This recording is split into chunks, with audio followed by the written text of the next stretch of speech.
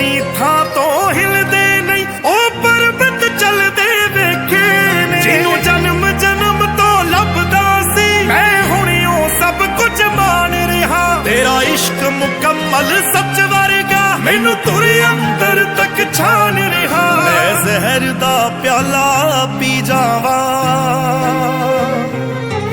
ਮੈਂ ਜ਼ਹਿਰ ਦਾ ਪਿਆਲਾ ਪੀ ਜਾਵਾਂ।